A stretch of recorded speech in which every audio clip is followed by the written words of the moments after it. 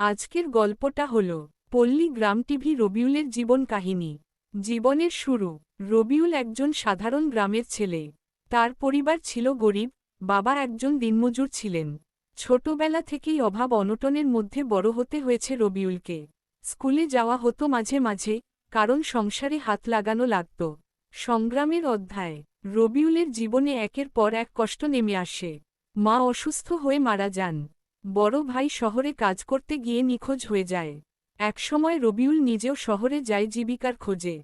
শহরে গিয়ে রবিউলের সঙ্গে এক মেয়ের পরিচয় হয়, নাম ছিল শামিমা। ধীরে ধীরে তারা ভালোবাসার সম্পর্কে জড়ায়। কিন্তু মেয়েটি পরে অন্য কারো সঙ্গে বিয়ে করে ফেলে। রবিউল ভেঙে পড়ে। ভাগ্য যখন বারবার বিপরীত দিকে যায়, তখন রবিউল গ্রামে ফিরে আসে। নিজের অভিজ্ঞতা দিয়ে সে গ্রামের ছেলেমেয়েদের শিক্ষা দিতে শুরু করে, সংগ্রাম, সততা ও বিশ্বাসের বার্তা ছড়িয়ে দেয়। তারপর লকডাউনের সময় ছোট ছোট ছেলে মেয়ে নিয়ে ভিডিও শুরু করে। তখন রবিউলকে নিয়ে সবাই হাসত। রবিউল কেউর কথা না শুনে ভিডিও করত। এখন পশ্চিমবঙ্গের মধ্যে ১ নম্বর ইউটিউব চ্যানেল বানিয়ে নিয়েছে। এখন রবিউল অনেক টাকার মালিক। আগে রবিউল কেমন ছিল আর এখন কেমন হয়েছে। তাই বন্ধুরা, কখনো কারো কোথায় কান না দিয়ে কাজ করে যান, একদিন সফলতা পাবেন।